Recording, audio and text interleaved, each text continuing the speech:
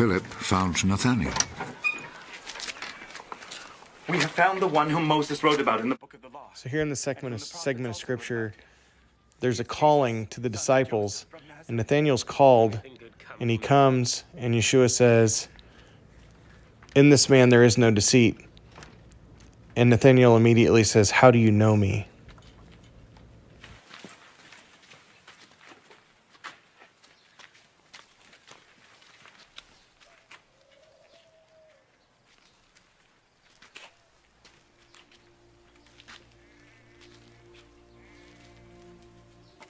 When Jesus saw Nathanael coming to him, he said about him, "Here is a real Israelite." There is nothing false in him. How do you know me? I saw you when you were under the fig tree before Philip called you.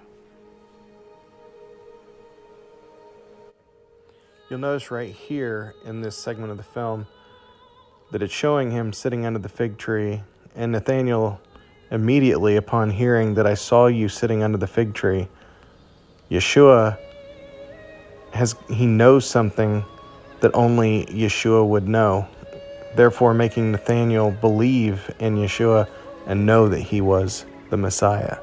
And the fig tree is the key to it.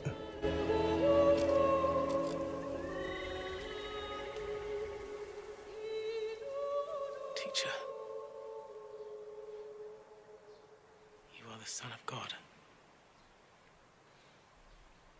You are the King of Israel. Do you believe just because I told you I saw you when you were under the fig tree? You will see much greater things than this.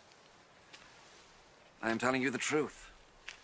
You will see heaven open, and God's angels going up and coming down on the Son of Man. All right, so to draw everything together from this film and from the scriptures, the film is just a visual for you. But I'm going to show you here that in the Gematria, you can actually see that the fig tree holds significance to the Torah. So when Yeshua calls the disciples and Nathanael says, "How do you know me?" The word know means to experience. How have you experienced me? And so in the same way that Jesus says, or Yeshua says, "Away from me, I never knew you." We never had a relationship.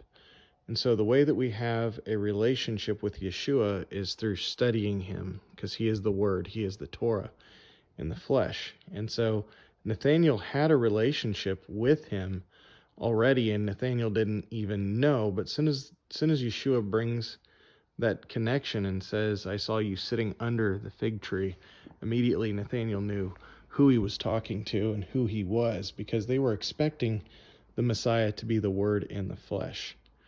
So here I've broken it down for you. The word fig is broken down for you here, and the word tree, etz, 160, together is 611. Well, it just so happens that Torah is 611.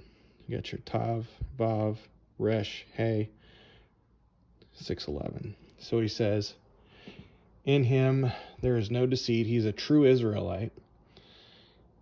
He was under the authority of the Torah. I saw you under the fig tree. Okay? And the way that we can check this with Scripture to make sure that we're aligning things properly with the numbers is we can look in these Scripture verses. Proverbs 27:18, he who keepeth the fig tree eats the fruit thereof. Matthew 21:19 is talking about the withered fig tree because it did not bear fruit.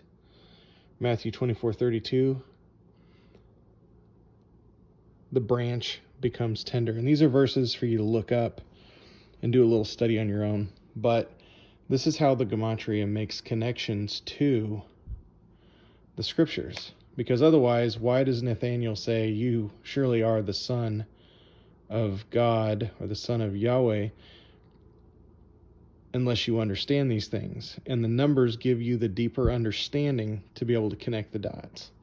And we'll see in other posts later how bones, the Torah is connected to the bones. And that's very significant when you understand that Israel is the dry bones. And the passage where the guy who was dead was thrown on Elijah's bones, and he comes back to life because he landed on Elijah's bones. And